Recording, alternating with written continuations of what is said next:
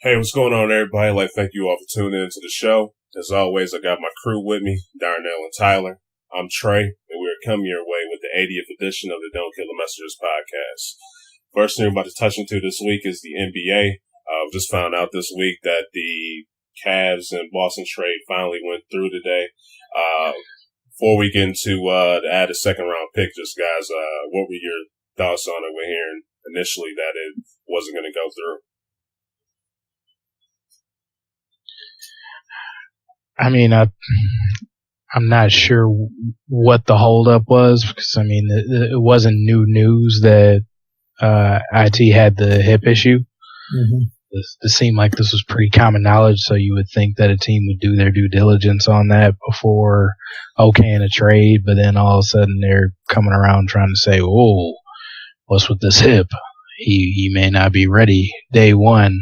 Like, I just feel like that was kind of BS. Like, Cleveland, if you were doing your job, or if you maybe, weren't underpaying your GMs, maybe you would have somebody smart enough to look into these type of things before you okay a trade. But, that's Dan Gilbert and company for you. Yeah, I mean, hasn't it just kind of seemed like that front office for Cleveland has kind of just fallen apart lately? It just seems like a lot of things haven't necessarily been clicking for them. But to a point, do you also think it's kind of brilliance on their part as well? Kind of thing like, we know IT's not going to pass physical, so let's go through with it. And IT fails the physical, therefore we get more out of the trade. Like, I think it could go both ways. You could see both sides. But, at the end of the day, Darnell and I believe we both agreed that we thought Cleveland won the trade to begin with. So for them to get an additional second round pick, it's just kind of like, you're just throwing more at them and they're just laughing the whole way. Granted, a second round pick in an NBA draft isn't a ton. Every once in a while, you'll get a second round pick that turns into something. A la Isaiah Thomas for one, a la Draymond Green. And one thing I forgot to mention last week is it's very interesting. I think this is the first time we've seen the first pick in the draft be traded for the last pick in the draft. Just something that's kind of funny about the whole thing.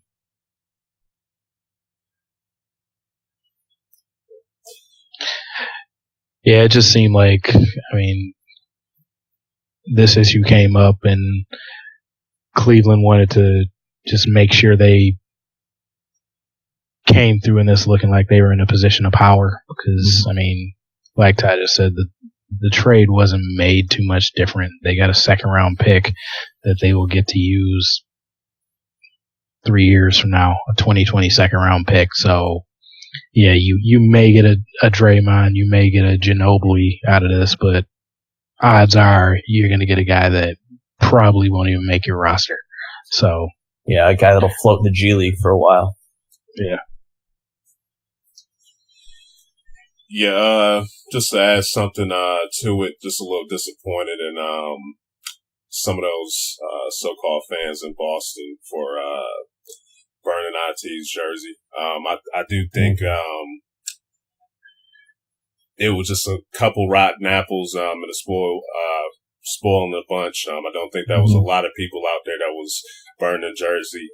Just like I said, a couple rotten apples, but I just found out to be very disrespectful. Call them what they are, dumbasses. Yeah. Okay, yeah, dumbasses. For him to, all that he went through. He got traded. He didn't leave. Yeah, absolutely. Everybody treated this like it was the LeBron and Paul George situation. Yeah, absolutely. Well, not everyone treated it, but a few. Yeah, like I said, bunch of dumbasses. This guy went out there, his sister died in a car accident and was out there giving it his all, and that was just completely wrong, man. So that was just a bad look for the Boston fans, but they need to do better than that. But, yeah, just my little 2 cents.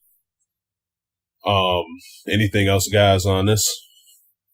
Yeah, I guess I'll just throw it in real quick. Like, that second round pick doesn't seem like a lot, and at the end of the day, it probably isn't. But the second round pick could be super interesting, mainly because I just feel like that second round pick, it'll just be interesting to see where that pick falls. If it falls in the first couple picks of the second round, we might see someone that could crack a roster. But if it falls in the middle to second half of that second round, I would consider it void and not even relevant, to be honest. Granted, it's so hard to judge what talent in the draft will pan out, especially once you get through the first, basically once you get through the lottery. A lot of those guys don't even make rosters. But, that second round pick, if it turns into something, Cleveland fans will be all, oh, that was the greatest trade in history. And, if it turns into nothing, everybody will go, well, at least we got IT out of it. So, I kind of view Cleveland as the team that really can't lose out of this. But, if something turns out of that second round pick for Boston, it'll just be kind of like, oh, why did we give that up? So I feel like Boston has more to lose from that second round pick than Cleveland has to gain. But just so far, based on this trade, y'all still would have Cleveland favored to win the East? Yeah, absolutely. Okay. Yeah, I think we need to be shown otherwise before we say Cleveland's not the favorite in the East. Okay. You agree, Darno? Yeah. Which team still has LeBron? All right. that's Cleveland, right? Okay. Yeah. All right. Up next, what we're about to get into is some NFL coming from the D. Matthew Stafford, man, had a big contract, highest paid player in NFL history, making 27 M's a year. What do you guys think about this? Yeah, I guess I'll start it since they're my squad. But in some ways I love it, and in some ways I hate it. I'll start with the reason I hate it. I hate it because, Stafford hasn't really done a ton for postseason. The postseason accolades are not there. Has made the playoffs, but has failed to reach the second round. That's not a lot of credence to give this guy a ton of money. And I understand that, and that's the knock on him. The knock on him is he doesn't really beat teams with winning records, and he hasn't done much in the postseason. So, I completely understand. But the reason I love it is because, you talk to, nobody's really talking to analysts, but you hear analysts talk about Matthew Stafford, they all talk about him as a top 10, top 12 quarterback in the league. So, I think he's just as good as Derek Carr. He's not Aaron Rodgers, Tom Brady, Drew Brees. Don't misunderstand me here. I think he's just as good as Derek Carr, if not better. And the thing, for me, it boils down to, okay, if you don't pay Matthew Stafford, then what? Say he leaves. What are you left with? You're left with a black hole at quarterback. You have nothing after him if he leaves.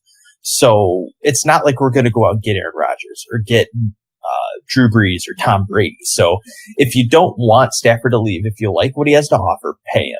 I have zero problem with giving him this contract, mainly because there's nothing after him, and you're not going to go get a stud for another team. That's just not how it works. So I'm totally cool with giving him the money. If you don't want him to leave, pay him. And I'm happy to see Matthew Stafford in Detroit for the next handful of years. Yeah, I guess I'm of two minds here on this one. I'm not the biggest Stafford fan. I think that's been clear as far as I gave him his props for the season he had last year. But just to echo some of the stuff Ty said, he's been to the playoffs twice, loser both times. After last year, people did try to they jumped him up to that top 10, top 12 level. I'm still more so he's probably in the top 15 to 18 range, in my opinion. I think that's a good comparison that you made with Carr.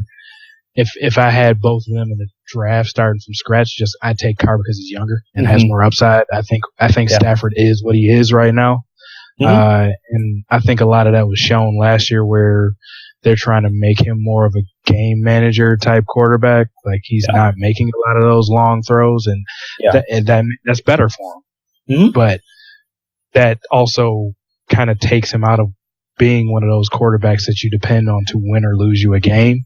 Mm-hmm. You can depend on him not to lose a game if you put him in situations where he's throwing more 5 to 12 yard passes more than going downfield and using that cannon that he has for an arm. But on the other hand, the market is the market with the NFL. He was the next guy up. That's a franchise quarterback, so he was going to get his money. Detroit did good for themselves, keeping him under 30 a year, I believe. So they did the best they could with it. But I mean, it is what it is. He got his money. But does it change Detroit's fortunes? Does it? Oh, absolutely not. Yeah. So as far as I'm concerned, it keeps them in that 8-8 to 10-6 level, where they might sneak into the playoffs. But are they going to make noise to go deep? No. So I completely agree with you. It still takes a full roster to make it to the Super Bowl. Mm-hmm. You're going to look at a team that probably has a better defense than an offense getting to the Super Bowl. Only exception there would probably be, I guess, the two teams we saw last year, Falcons and Patriots. But that's just because their offenses can manage it. Detroit's offense cannot manage it. Atlanta will probably have a solid defense this year, I agree. But their offense is all-time great. Yes, absolutely. They have. Absolutely. And that was the point I was going to hit next. Like, you're looking at a team that has two running backs that are basically RB1s and, possibly a top 10 receiver when it's all said and done, in Julio Jones. But, I think the point that you made was spot on. Like, it doesn't change the fortune of Detroit that they're paying Matthew Stafford. They're still going to be anywhere from 11-5 on a really good season to 8-8. And like I said, that 11-5 is a really good season. A good season, you're looking at 9-7, 10-6. But to be honest, that's where I feel like that's where the Lions should be. And there's absolutely nothing wrong with that. And I think I'm going to, reiterate something I said. This will date back a bit. And especially it'll hit home with you, Trey, but Timothy Mozgov, he got paid by the LA Lakers. Yeah. Why? Because it was just his turn. He was in that free agent class and signed by a team that couldn't get anybody else. So they had the open money. They paid Timothy Mozgov. So, I look at Matthew Stafford and just say, and like Darnell said, he was the next guy up. It was his time to get paid. And, who's going to be the next guy to get paid? Cam Newton will probably see a ton of money. Andrew Luck got paid, what was it, last year? It's like, it's just all about who's the next guy that a team doesn't want to lose. Yeah. And, I know Stafford's going to get passed. Someone else will be the next highest paid quarterback. And that's fine. Like Darnell said, that's the market. And for me, it's Stafford's time to get paid. You don't want to see him leave, so you pay him. And that's why I have no problem with it, because it's his turn and Detroit doesn't want to see him go. He gives the vibe and says the right words to say that he wants to stay in Detroit. So it's like he's not, unhappy. He's not frustrated with the situation. At least it appears. But, now Detroit has. Would you be frustrated if you were getting that much money? Absolutely not. and we're going to talk about the same with McGregor here in a minute. But it's just the thing that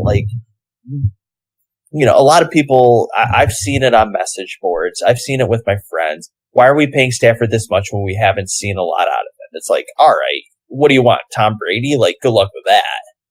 So it's just like, pay him, let him stick around. He's better than a lot of other options in the NFL. So I'm totally cool with it. Zero problem. Let's hit the season hard.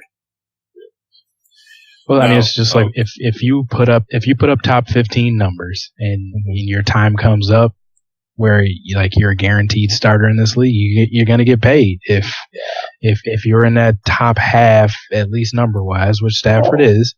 Yeah. And like next up is another guy. Do I think he will ever take a team to a Super Bowl? No. Kirk Cousins is going to get the 30 plus a year. The franchise tag twice on him helps him big time.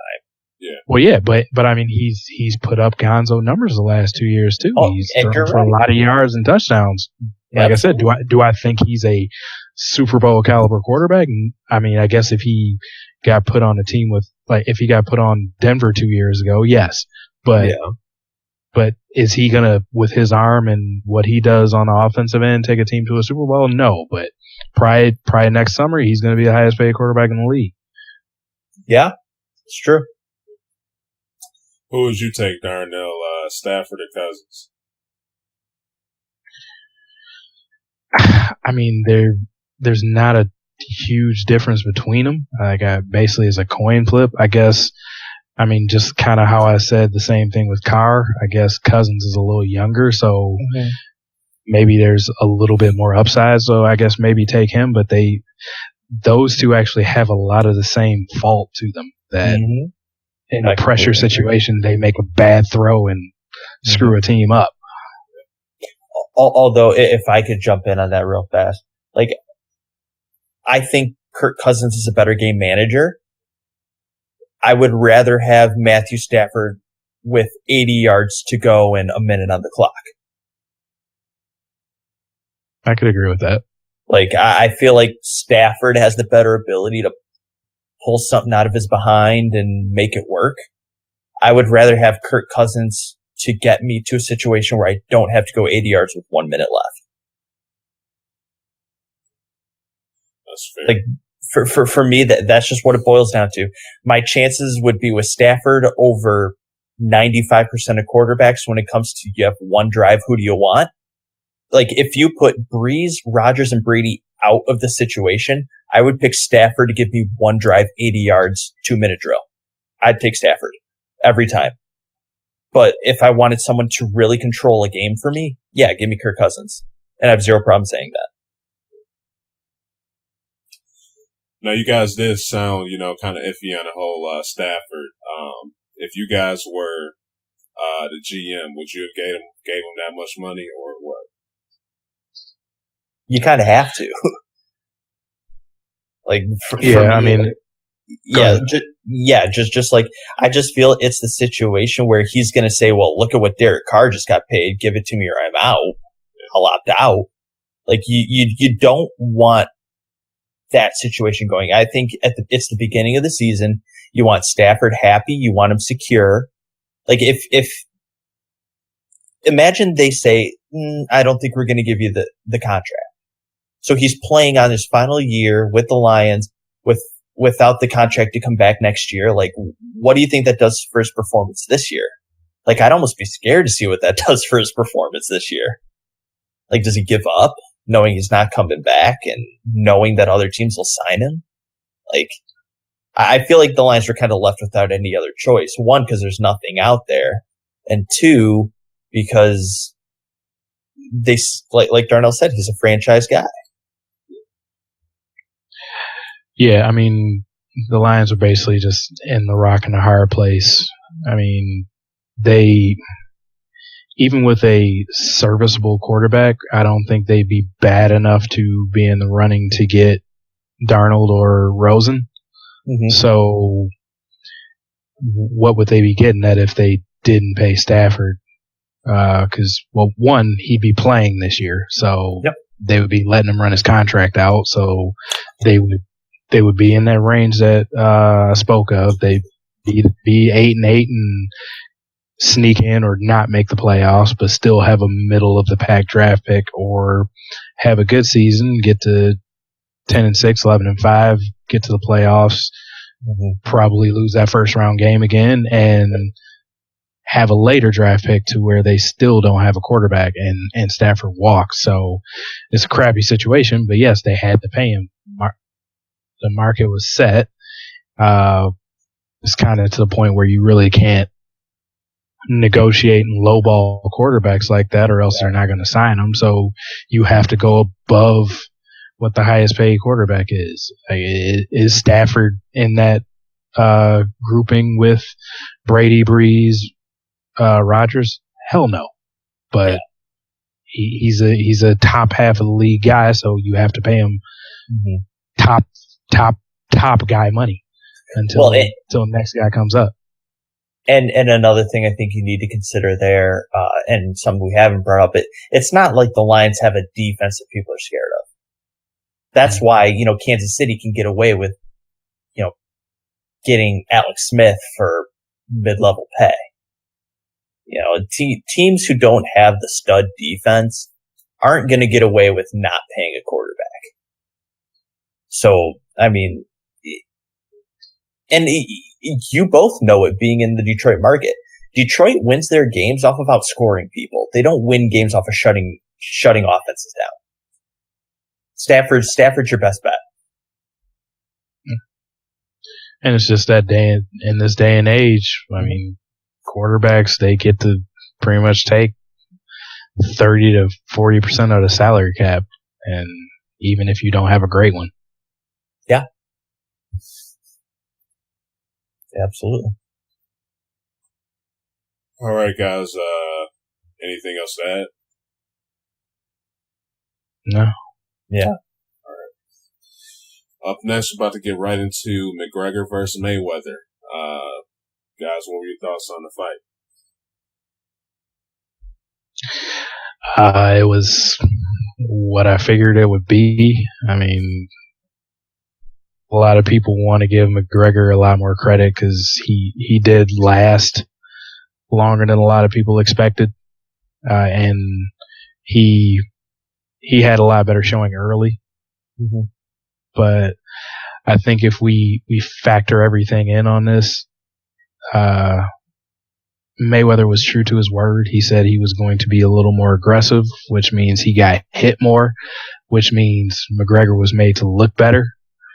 But on the other hand, a lot of the MMA fans that were backing McGregor were talking about how, if he lands that left hand, that's his shot. If he lands the left hand on McGregor, it's over. He got a pretty clean uppercut on Mayweather. First round. And he ate it, walked through it, and I think Mayweather knew from that point, was like, so I'm just gonna switch up my style a little bit. I'm not gonna be shoulder rolling and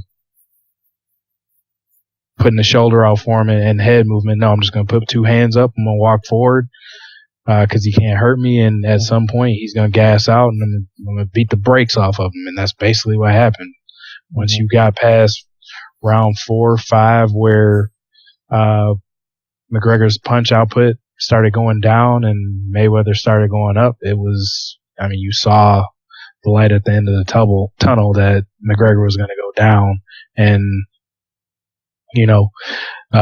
that final round, McGregor couldn't even put his hands up to throw a punch. He was just getting hit in the face, and, ref had to step in and do what it needed to be done. Mm-hmm. It's kind of funny because, I was explaining the fight to my dad, who didn't see it until I showed him.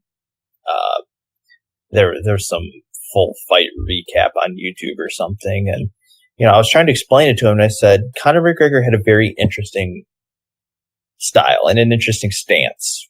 For one, how I explained it was like an old time fight.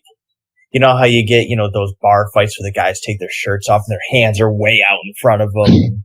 You know what I mean? He was almost punching with 3/4 of a windup, or a quarter of a windup. So he wasn't putting much power into the punch. He wasn't keeping his arms close, winding up on the punch. I felt like he was just trying to land a bunch of jabs. Kind of worked. His punch count went way up, and a lot of people praised him for it, but it's not like those punches packed a lot in it. It's not like, Mayweather was unable to take them. Like you said, Darnell, he let him, land a couple big ones early. That uppercut in the first round for one. And I think he landed a couple other pretty nice, body shots. But Mayweather didn't even look phased at all at any point during that fight, really. But I think where McGregor needs to get some praise, and you can completely disagree with me here and I'd be okay with it, but I feel like he needs to get praise in the fact that he didn't exactly get a full camp for this. The fight was 3.5 months notice? Maybe 4 months tops? I mean, I feel like he made a lot of strides in a short amount of time to get into the boxing ring and last 9.5 rounds with McGregor or with Mayweather. I didn't expect granted, you guys know I expected it to go the distance and I expected it to be like a fix and everything, but, I don't necessarily give a lot of credence to it being, the knockout by Mayweather or anything like that. But I do think McGregor needs to get some praise here.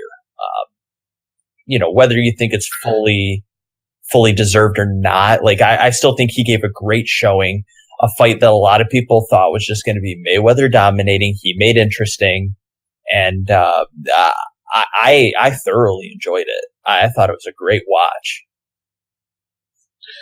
Well, yeah, I mean, from a spectacle standpoint, just from a not watching it as a purist, just as a fight, it was definitely entertaining. Yeah. Because McGregor came out, he had a better than expected showing. Like I said, some of that was because Mayweather did not fight a usual Mayweather type fight. I guess how I look at this, there's a lot of things to point out in this fight. And I don't want to make it look like I'm bashing McGregor because I'm not. He stepped in. He lasted a lot longer than a lot of people expected. Do I think he proved that he's some kind of elite boxer? No. Because, once you dig into the numbers, those first 4 rounds where, Mayweather kind of felt him out and let him wear himself out some, the numbers bear it out. I mean, Mayweather landed pretty much 50% of his punches, and, another elite boxer of that level would not have allowed that to happen. And I guess let's not forget that McGregor was fighting a 40-year-old man that was 2 years removed from his last fight. The Mayweather we got in this fight would have been mopped by Canelo or Triple G or anybody else that's in the top 10 of that weight class. So, I mean, let's just not forget that. And from what we know of Mayweather, he is very smart in picking his opponents. He's not going to take a fight that he thinks he's going to lose, especially when he's 49-0 and was just looking for 50. This was the right fight at the right time. McGregor is the biggest star in MMA, and he loves to talk and promote fights. So this was perfect. This was a guy that was going to be a perfect dance partner as far as getting people excited to watch this fight. But I think Mayweather knew from Jump Street that this guy cannot beat me. And then, like I said earlier, once he took his best shot in the first round, I think that was just it. He was like, oh yeah, I ate this uppercut. It's over for this dude. Just I'll let him punch himself out, and we'll make this last. We'll give the people a show. He did that. Everybody went home happy. McGregor got a lot of props here. He might actually be able to get another boxing fight, get him another decent payday. Not to this level that he got, but another decent payday. And Paulie Malignaggi, or however you say it, he called him out. He wants to get in a boxing match with him. So, and that would probably be another good one for McGregor. Another retired fighter. I know people are trying to say he should take the winner of Canelo Triple G, like one of those dudes. McGregor? Yeah. Some people are trying to say that, but one of them two would end his life. and like I'm not joking. I mean, in that 10th round, like yeah, like if Mayweather was a knockout fighter, that 10th round would have been dangerous. Yeah. Because, I mean, pretty much every one of those punches landed before that fight got stopped was clean to his face. Oh, yeah. So yeah, let's not, like, say that McGregor proved he's a good pro boxer. No, he did well in this fight, but this was him fighting somebody that probably at fight time was 20 pounds less than him and is not a knockout artist. This is a guy that went. Mayweather's a point fighter. He can hit in volume and get people down, but I mean the last real knockout he had was Victor Ortiz, and most people said that was a sucker punch. Yeah. So, yeah. And real fast though, like how much it's so hard for me to look at boxing and not think some level of a fix is on. You know, Trey, and you've even said it, like there is a level of dirtiness in boxing. It's just there, and it always has been. So a part of me really actually wonders, like, how much of those first few rounds was Mayweather, yes, feeling out the fight, but also kind of like letting McGregor kind of strut his stuff a little bit to maybe get him another boxing fight, thinking there's more money in boxing than there is in UFC. You know, a lot of possibilities could be there, but I think a lot of it was more Mayweather feeling out McGregor getting it in while he could, trying to maybe end it early or, you know, any number of things there. But, you know, the majority, I don't think this was, you know, a fixed anything by any stretch of the imagination. Yeah, I wouldn't say it was fixed, but I mean, I definitely do think, Floyd allowed the fight to go a lot longer than it had to. Yeah. He was saying months before, or weeks before the fight actually happened, I wasn't sure I believed him, but you know, he was saying I owe the fans a better fight than the Pacquiao fight. Yeah. And he guaranteed it wasn't going to go to distance, and I do think Floyd is that good at boxing where, I mean, he knew he could probably finish Conor off when he wanted to. And yeah, so he knew that he was never going to be in any danger against him because Conor's strikes probably were seriously looking like they were coming in slow motion at Floyd. For the most part. Just from him having to fight real boxers that don't telegraph punches, that know how to use limited shoulder motion to throw jabs and hooks and uppercuts and stuff like that. That's not to say Conor isn't a good striker for MMA, but he's not a pro boxer. So there's still lots that he has to learn there. So I think Floyd is good enough and such a student of boxing that he knew he could let this fight go long enough and keep the crowd into it and end it when he was ready, which I do kind of feel like he did. Yeah, I can agree with that just because watching Floyd fight plenty of times and watching McGregor fight in the MMA, one thing that kind of caught me off a little bit was just how Floyd fought in this matchup. Because, you know, I said before, like, Conor would have to throw a lot of shots. And, you know, Floyd was saying, you know, he was letting him tire him out. But my kind of whole thinking was, you know, Floyd's a defensive specialist. He's a good counter puncher. So why not, you know, counter some of those punches that McGregor's throwing instead of letting them land on you? And then, you know, sneak a couple of counter shots up in there. Sometimes just kind of letting them, you know, hit him with his biggest punch in the fight, that uppercut he had, and stuff like that. So it was. I definitely agree with you guys coming from just seeing how Floyd has fought, and then especially with Conor McGregor, because, you know, I just think if Floyd was to keep countering Conor McGregor, he was going to get tired.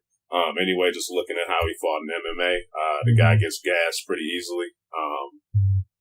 Guy just has so much talent to be getting gassed like that. But, yeah, just looking at just how the fight went, I really do think Floyd could have ended it a lot quicker. With how he fights, with how Conor was fighting, I just think that him being a defensive fighter, he could have ended it quicker. So. Yeah, and to be fair to McGregor, I think I'm in a stance where, I do think Mayweather could have ended the fight further or earlier, but I also think to McGregor's benefit, and I'm not defending him completely here, but I think he deserves a little more credit than some people have given him.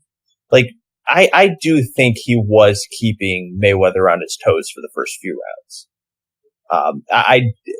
I do think Mayweather didn't know what to expect, and I do think he kind of threw him a curveball with a very unorthodox stance, unorthodox Shout out style. to those hammer fists in the clinch too. Yeah, because that was going to end the fight. I will admit, Trey, I was texting you as I watched it. And I believe I was texting you, and I was like, dude, what's with this hammer time going on? Dude needs to lay off. Yeah. You'll get that, what was it, $1 million fine or whatever it was? Yeah, because they had that in the clause. Yeah, they could have. I know. So, it was kind of bizarre. First of all, it was bizarre seeing Conor McGregor in a boxing ring. Yeah. If that wasn't weird enough. Second of all, seeing him, not be a polished boxer just made it even weirder. Those hammer fists and stuff when they were in the clinch, just kind of dude, this isn't the UFC. You need to be careful here. How many times did the ref step in and be like, quit hitting him in the back of the neck? Part of that, I think that was kind of a little instinct too. Oh, absolutely. Yeah, it was 100%. It was 100% instinct. Yeah. He's used to getting in there and just doing whatever it takes. Yeah. Here you actually have to pick your spots. Yeah. It's different. But I guess back to my main point, I do think McGregor showed up ready to fight. And I think that needs to be, at least acknowledged big time. He didn't throw a flop in the ring. He came ready. He fought hard. It lasted longer than we expected, whether, Mayweather let it go or not. He lasted 9.5 rounds. Yeah. And I think he does need to be given a lot of benefit for that. Yeah. I'm starting to, like McGregor a little bit, man. That guy, I just love that guy's confidence now, man. I know he's been had it, but you got a lot of fighters that'll go out there, they'll just talk trash and, just say whatever, but when that guy talks, you can really sense that he truly believes in himself. And, a lot of this guy's fights that he's won, McGregor, he's not the hardest puncher in the world. He's not the fastest fighter out there. But that guy just oozes of confidence and believes in himself. And, it got him to that point. Is huge. Yeah, it got him to that point to, make a hell of a payday, for that fight. So. 30 is the white of our ball. Yeah. Now, guys, another thing too for me to say, before we, go to the next question, but I do, know that, Conor McGregor, he does have his fair share of nut huggers. But some of these Floyd nut huggers, man, were just ridiculous. I know, they were happy to see him win the fight, but some of these guys out there were acting like he just beat a prime Sugar Ray Leonard or something. It's Did you guys see? Did you guys see Snoop Dogg? No.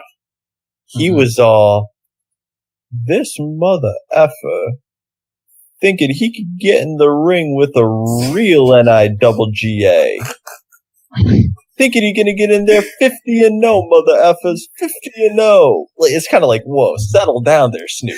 Yeah, man. Some of these dudes acting like he just went in there. It's hilarious. It's hilarious. Beat a prime Muhammad Ali or something. It's this guy has no first lifetime entering, a sanctioned boxing fight. What do you expect? You know what I'm saying? This just easy work for Floyd Mayweather, pretty much. You know what I'm saying? But if some of these guys were just acting like Floyd Mayweather just beat everybody pretty much, man. It was ridiculous. But like I know like they could be happy that the guy won, but they were hyping this guy, hyping him up like he just destroyed everyone or something. Mm-hmm. It's pretty. Well, yeah, I mean, I got a lot of that from both sides. Just, I mean, like y'all know, like I really just had no love for this fight at all from either person. Yeah. But yeah, while looking through Twitter while it was going on for me, I was just like, why am I on this planet? Yeah. Because I mean, you got Connor's fans acting like he's like they feel like they're actually watching Rocky. Yeah. Oh yeah. Which I can understand a little bit for the Connor fans because he's coming there as the underdog, so got to show a little extra love to the underdog. But no, some of these did not think he was the underdog. Like a lot of Connor's fans were expecting a second or third round knockout. No, it's true. And I'm just like, what the hell is wrong with these people? I know he's 40, but he's one of the best fighters to ever fight for the last 10, 20 years. He's not going to knock this dude out. Yeah. Well, but then, the way I was looking at it, someone who, hasn't really been into boxing, just getting into MMA, it's kind of like, you're telling me that you think someone who's never been in a boxing ring before, where the rules are tenfold on the UFC, that you think he's going to get in there and be able to basically land the punch of a lifetime. Mm-hmm. Like, it's not like he's going to get this guy in a very vulnerable position. He's not going to somehow get him on the ground and then hammer fist him. He's not going to be able to throw some leg and catch him upside the head and rock his temple. Like, this has to be the most technical punch in Conor McGregor's life. Yeah. And you think Floyd's going to let that happen? Exactly. So yeah, I'm watching that. I mean, of course, like I said, I give him credit. He stepped in, he trained, he didn't look like he was just totally out of place. But yeah, I mean, you had Connor's fans just like, pumping him up like like you were watching Rocky Balboa and Irish Rocky Balboa, and I'm just like, no, that's not the case for this. And then you got Floyd's fans like giving credence to this, like Floyd should be beating this guy. Like let's not pump this up like he beat like Andre Ward or something like that. No, this is Conor is the guy. This is his first pro fight. Like, why aren't you people seeing this for what this is? Like, come on. Yeah, absolutely. Now, just with this, guys, the McGregor show that he belongs to be in the boxing world more. Do you think that was worthy enough for him to attempt to further get into some more boxing fights if he wanted to, or you think that should just be one and done for him? I think one and done, unless he wants to actually fight somebody that's more his skill level. Because like I said earlier, this was a Floyd that if he fought another actual pro fighter, he probably would have got beat. Yeah, one of those two would have worked him. Yeah. Like that's just from what I've seen, and that's, I mean, putting aside that he fought a different style. Like, I know he felt he could be more aggressive against McGregor, but as much as he still allowed himself to be hit by McGregor, he wouldn't be 50-0 versus another like top 10, top 15 fighter. So he picks those fights perfectly. Well, yeah, I mean, and he knows that. But I mean, as much as he got hit, to still not have a mark on him, like that showed he knew what he was getting into. As far as McGregor, like I know this fight gave him a lot of confidence, and he was talking a lot after where like he saw how good he felt he was when he could stay out of people's range.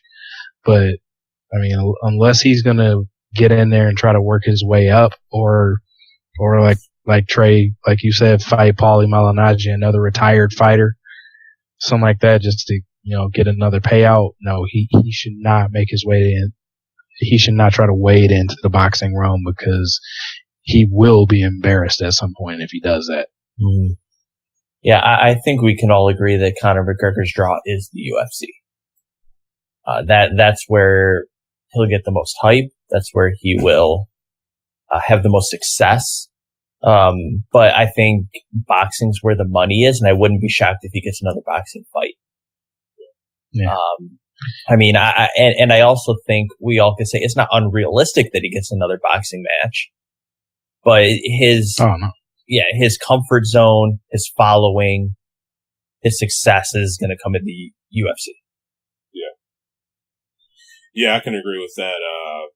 Just a couple things, just looking at him in that fight, had to work on his stance a little bit, and definitely had to work on his power shots, because he got him to land on Floyd, but there was, other than like that uppercut and a couple more, that really didn't have any sting to it. And as always, I've always mentioned it with McGregor, is his conditioning. I kind of feel like just a little bit nervous for McGregor, man, just going down the road. He's kind of like giving me flashbacks a little bit to my man BJ Penn. I don't think he was as talented overall as BJ Penn, but him and BJ, man, when they were, doing their thing, they was going out there and just beating people up in the ring, man, getting those W's. But if he finds somebody that could stay up in the ring to him, that has a good heart, that's conditioned, that can withstand that left he has, he could be in some trouble, man, because you get tired up in that octagon or that ring, man. It's no joke. You can really get some damage. So I'm worried about that down the road for him. But, so far, he's been in there to do his thing, but that could definitely catch up and bite him down the road. Well, yeah, I mean, if he takes on one of the actual next men up in the lightweight division in the UFC, he might have some trouble with that. If he goes, I was hearing Khabib, Tony Ferguson or Khabib Nurmagomedov, those are guys that are conditioned. Yeah. So it's, like I said, man, he's a great fighter, but you got to have conditioning, man, when you go in that octagon or that ring to fight, man. That's, if he gets tired. Even bringing that up though, like the funny thing was, basically he was shot after pretty much a minute into the 9th round, which was 25 minutes. Exactly. Yeah. Yeah. Is that coincidence? And that's that's a championship UFC fight right there. So, and he's getting a little bit more breaks too, just with the whole 3 minutes and stuff. But yeah, like he's like, I feel for him, man, because he's out there doing his thing, but styles make fights. If he can go up in there, somebody has a good chin on him and conditioning, especially a wrestler that could take him down and just be all over him, he's gonna be in a mess, man. But just have to see down the road. Up next, guys, Floyd Mayweather. Was this the last time we saw Mayweather in the ring? Yes. Yeah, I believe so. He's smart enough to know he went in, he got this easy. I mean, from everything that's being said, it looks like this is probably going to be about a $300 million payout for him. Yeah. He got this quick lick so he could pay the IRS off, and he rides off into the sunset. Yeah. All right, and you had anything else to add to that, Ty? No, just this is probably the I don't exactly remember numbers from the Pacquiao fight, but the biggest fight money wise of Floyd Mayweather's career. And for him to say he went out on the biggest fight, of all time, pay-per-view fight plus fight payout, I don't see him having a reason to come back, and I don't think his ego will allow him to come back from that either. So. And last thing, just for boxing and MMA, do we see more crossovers down the road? believe the first one was what's his name, Randy Couture and James Toney. Yeah, James Toney. Then we had this one. Heard rumors possibly of Roy Jones and Silva probably squaring off in the square circle. You guys think that this could open up the potential for more fights, or you just think this is going to be like once in a couple of years? Or I don't think it'll be often, but I think we'll see more guys try it. Yeah, I mean, you'll catch it every now and then, but it's just not too often that you're going to find this perfect storm where you have somebody that, at least on the MMA side, that is reasonably decent with their hands, but has a mouthpiece like Conor has on him, where he can get people fired up just from him talking and get you wanting to see him fight or see him get his teeth knocked out, however you feel about him. Yeah. There's not a ton of those. I mean, you might have a couple more boxers where they know they're on their way out on the boxing side to try to jump into MMA to see if they can make another quick $1 or $2 million from a pay-per-view. Yeah. But I don't know. It's just been shown pretty much for the most part. It's hard from either side for one person to try to transition to the other sport. You have MMA fighters trying to jump into boxing where you're trying to, you've been practicing multiple disciplines your whole life and you're trying to stand and square up with somebody that has perfected the art of throwing punches. And then on the other side, you've thrown punches your whole life and you're trying to deal with people that have to do multiple different things. They can kick, they can tackle you, they can slam you and all kinds of stuff. It's a big transition. Yeah. All right, guys. Anything else for boxing or MMA? No. Thank God it's over. All right. Until the next one. Yeah. All right. About to get into some college football now. Just to start this off, guys. What are your just thoughts on this week for college football? I mean, very fun week to start off. Second week, technically. I mean, right now we got a pretty solid game going on, a Big Ten matchup between Ohio State and Indiana. They've been throwing some haymakers at each other, and Ohio State is getting more of a fight than they want. Right now it's 20-14, and Indiana's marching. But then Saturday we have two big time matchups set up with U of M and Florida.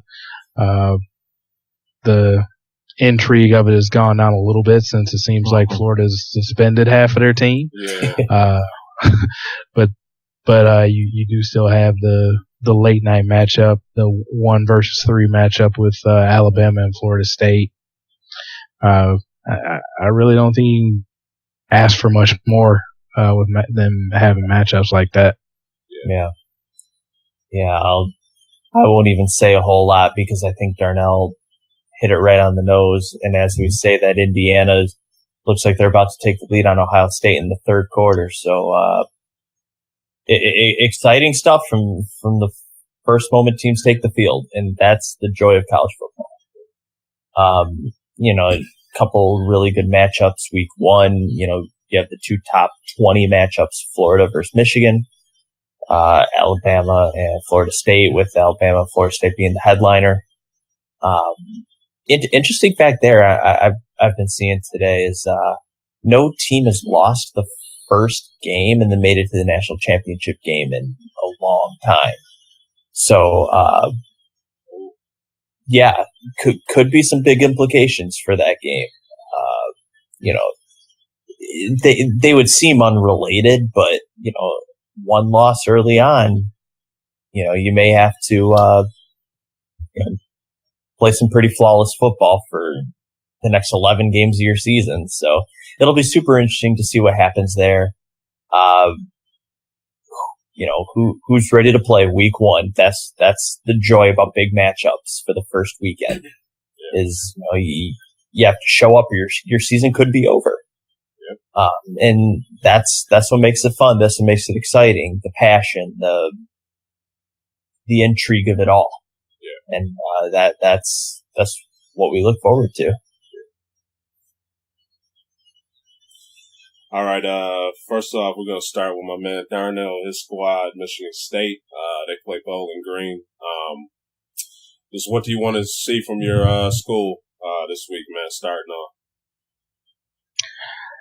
I mean, just a cohesive team. That's in a nutshell the main thing I want to see. Want to see how Lewerke looks, coming off of last year after breaking his leg. I mean, he's looked decent in the inter-team scrimmages, but I want to see how he looks against Live. Another team that really wants to come at him hard, and I want to see how the defense looks. That was the biggest issue with the team last year. We're favored by 17. I want to see a win by around that much. I'm not saying they have to beat them by 17 or more, but I want to see a double-digit win to make me feel comfortable that the team is headed in the right direction. Bowling Green is not a team that has aspirations for anything big. Not saying the state does right now. We're in a spot where we just need to get back on track. But a lot of youth on that team, and I just want to see if they've, pushed out all the crap from the summer and from last season out, and they're back to working together towards a common goal. You got anything to add from Michigan State, Ty? For the sake of a good Big Ten, for the sake of good rivalry and all that, I just want to see Michigan State get through non-conference play undefeated. So I'd like to see them go 3-0 heading into conference play. So I hope they can pull out a victory, even if it's not pretty. A win goes a long way. I think Darnell hit a pretty big one with Lewerke. It'll be interesting to see if he can grab control of the offense and keep it moving. So I think a win is first and foremost. But I just think that a loss is really the only thing that would lead to disappointment. A win in any capacity would just be a positive note. So, I think a victory is first and foremost on the list. All right. Well, Darnell, anything else to add for your school? Just win and win reasonably convincingly. All right. Yeah. Okay, up next, we're about to get into Michigan versus Florida. But Tyler, before we get into this particular game, got a quick question for you, man. Came out with news that Jim Harbaugh, he's going to be having a podcast, a weekly podcast, I guess. Just with that coming out, man, do you think that's going to be a distraction for him doing too much, or would you like to see him just focus a little bit just on football and, not the podcast and stuff like that? Like, how do you feel about that?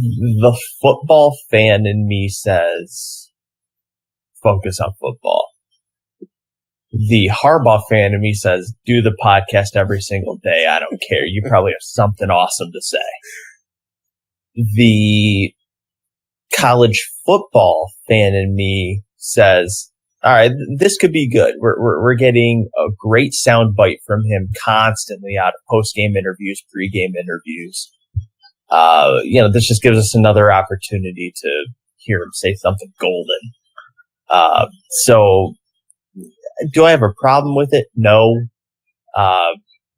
It'll be an interesting listen though. That's for sure. It's him and his dad, isn't it? I'm not 100% sure. That's what I think I heard, and I think possibly his bro too. So because I was just saying, it'll be interesting to see who they get to talk on this thing and what even in the heck they talk about. Like, they're not going to be talking about what they're doing at practice.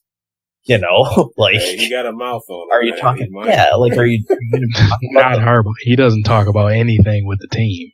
Yeah. So, well, did you guys see that he came out with the Michigan roster, and it was just all the guys in the NFL? Yeah. Did you see that? Well, he said he copied it from MLive. Yeah, I didn't. He was on local radio this morning on 97.1. He did an interview. He's like, yeah, I don't even keep track of the roster. He's like, I think MLive handles it, so I just took that off of there and put it out. I didn't hear that, but yeah, just that's the stuff I'm gonna expect out of a podcast from him. Just some bizarre stuff. Just you never know what he's gonna say. Yeah. And I think that's what's gonna make it fun. All right, guys. Thoughts on this matchup? Yeah. I think Darnell hit a spot on. The bright lights of the game kind of dimmed a bit. A couple of weeks ago, Florida suspended 6 players. I guess the most notable reason was a couple of the Florida players have been buying stuff from the bookstore and then selling it. Like, really? Yeah. That just, you don't think you're going to get caught? Yeah, and like putting that money on their school cards, like, just weird. But then they just suspended their running back. I haven't read up on that, but yeah, they're starting a redshirt freshman quarterback. Yeah, a lot of things have just seemed to disappear from this game, and all to the fault of Florida, I guess, which is fortunate for me. Yeah. Like I was telling my brother tonight, I'm like, I feel like Michigan shouldn't have an excuse. Like, I understand they're young, but it's not like they're going to be sitting a bunch of guys because of suspension here. Like, they should be going in with a pretty expected roster. Not a lot of curveballs here coming out of Michigan's camp. So, yeah, I do think the game is dimmed down a little bit. As the suspensions have been rolling out, Michigan fans just kind of lick their lips a little bit and just kind of gain confidence as each suspension keeps coming out. And, what do I expect out of Michigan? I expect, some, bright lights getting in the way for some of the younger guys, maybe some mistakes or blown coverage or something. Just some stuff where you look at them and say, yep, they're a young team. And I expect to see that early, and I expect to see that late if it's a close game.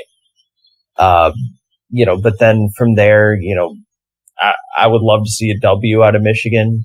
If it's close, cool. If it's a blowout, cool. Would be saddened by a loss. Like I was saying, we're looking at a top 20 matchup here. So anytime you can beat a top 20 team, you're only helping yourself, whether it's close or whether it's by a lot. And I think it would be a great first step for Michigan. Yeah, I can agree with a lot of that. As far as, looking at it from the outside, I want to see how the team as a whole bounced back, because they lost a lot of talent last year. What are they overall return, like 5 starters or something like that? Not even. So yes. So just to see how they come back with that. The defense is pretty much a whole new thing. So I want to see how they handle the speed that, Florida, they do still have talent on the roster, even though a lot of their starters are not there. So I do want to see how they deal with that. And then, of course, seeming as there was a lot of controversy with you guys as far as quarterback goes, I want to see how, I assume Wilton Spade is the starter, even though Harbaugh won't say it. But I just want to see how he comes back from struggling a little bit at the end of the year last year. I know some of that was due to I don't think he was ever right from that shoulder injury. Yeah. But just see how they bounce back from that and start off the year against another top 15 team. Mm-hmm. Yeah, it's funny hearing you talk about the quote-unquote quarterback controversy. It's one of those things where it's like, I don't think there's a controversy. He's just playing it up. We're not going to let Florida know until, Florida lets us know. Or we're not going to let them know until we, towed him out on the field. Yeah. Like you said, I'm 99% sure it's going to be Wilton Speight. If it's not Wilton Speight, I will be shocked.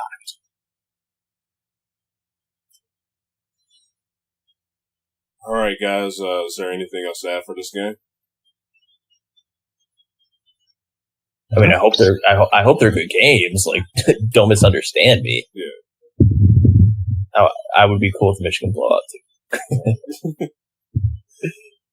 All right. Up next, we got Alabama and Florida State. This is the first time two top three teams have met off at the end of the season. What are your thoughts on this game, guys? I mean, really excited to see this. I mean, two teams that ended the year pretty well. Alabama would like to have ended theirs with a national title, but they made it to the national championship game. Florida State finished with a bowl game over Michigan, who we were talking about earlier. So we want to see how they bounce back. Similar to Michigan, Alabama lost a lot of defensive talent. You want to see how they come back from that, though a lot of their offensive talent returns. They have Jalen Hurts, they have Calvin Ridley, they have Bo Scarborough. So, three big pieces they have coming back. And then, Florida State, we want to see how they handle not having Dalvin Cook in the backfield. But I think we have a really good game on our hands here. And I'm excited to see it. You got two top three teams. You have probably some talk between two conferences, with Florida State representing the ACC, where Clemson came from, who beat Alabama in the national title game last year, and probably a little bit of a revenge factor from Alabama coming in. Yeah, we're also looking at two of the top head coaches in college football as well. Mm-hmm. Within the last 5 years, both these guys have a national championship, multiple conference championships. Just a great matchup from the top down. Like you said, there's more pieces to talk about from Alabama, and that's the appeal Alabama has, especially on the national stage. But I still think a very interesting piece is DeAndre Francois, quarterback from Florida State. I think he took leaps and bounds last year, and I think this is a time for him to step up. I'm not going to say shine, because I still think a matchup against Alabama is going to be a lot for him to handle. I heard today on College Game Day, it's like this Alabama defense lost a lot, but they also have future first round draft picks that we just don't know yet. So, and someone's secondary is sick. Yeah. So it's like someone's gonna step up. It's just who's it gonna be? And that's the stuff we'll be witnessing week one. Names we will hear for the first time. We will hear all season on Saturday. Both teams. Yeah. Just with me, just really going to be interested to see how Alabama offense flows. Know they was having offensive coordinator trouble around the end of last year, with Kiffin moving to a different squad. Then they thought they were secure with Sarkisian, and he left, and now they picked up Brian DeBall. So not really familiar with him that much. Just want to see what type of plays he's going to be calling to let this offense flow. See if they can be successful against this Florida State defense. So, just my little take. What I'm going to be interested to see. Anything else, guys? Oh. All right, we're about to get into our pick'ems now. Start college football back up. We got two hard ones. Yeah, Ty he told me last year. He said, "Man, let's pick some teams, some real tough ones." So I got some tough ones for us. So this week, I'm starting giving a shout out to some HBCUs. We're about to go with Morehouse and Arkansas Pine Bluff. Who you guys got? I'll start it off, and I'm going to pick Arkansas Pine Bluff because I knew they had a football team.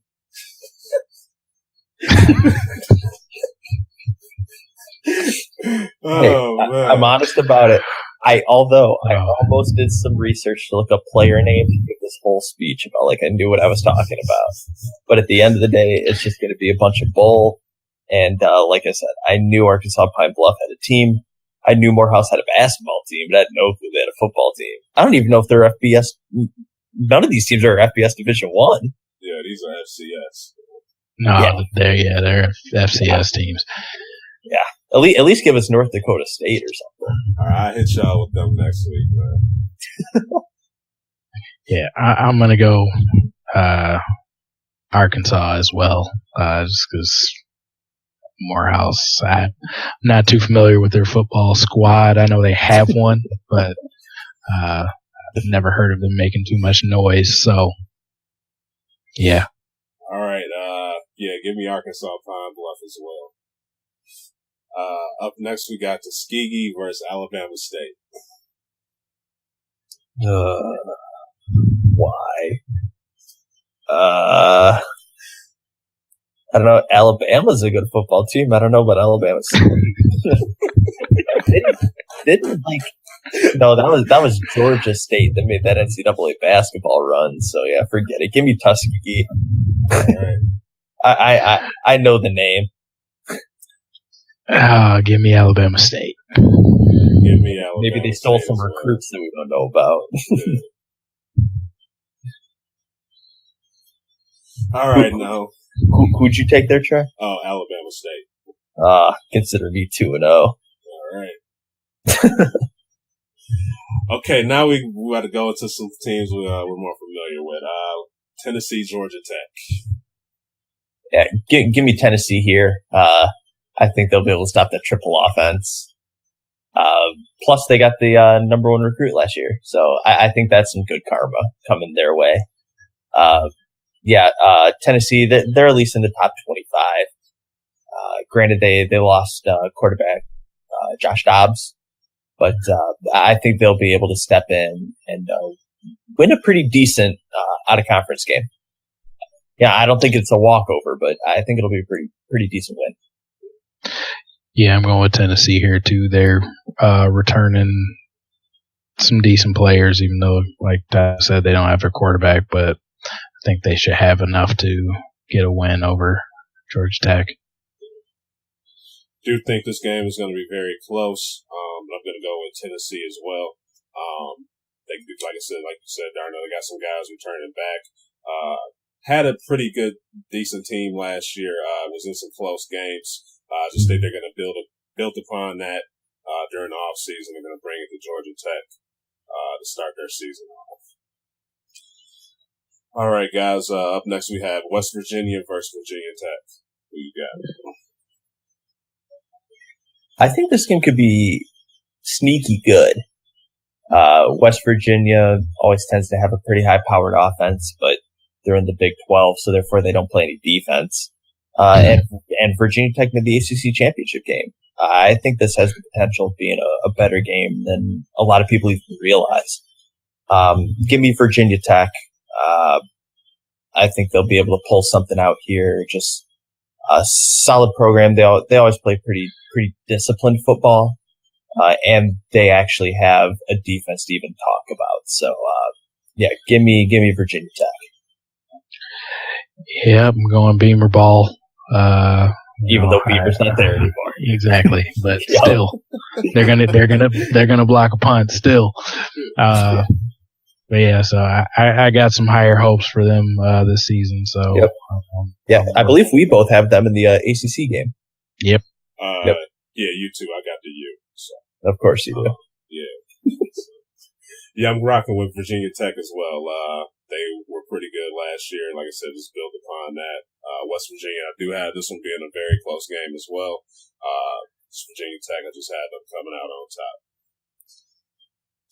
Up next, we got Tyler's Michigan Wolverines versus Florida. Think this should be a pretty good set game for Michigan, considering the Florida's suspension, guys. Yeah. If Michigan doesn't win, I'm picking them. But if they don't win, I'm going all in on Tyler next week. Be ready for it, Ty. That's cool. Yeah, I'm not even going to say who I'm picking. All right. I'm rocking with Michigan as well. I really think those Florida suspensions are going to hold them back this particular game. So, and then last but not least, we have Bama versus Florida State. Who you guys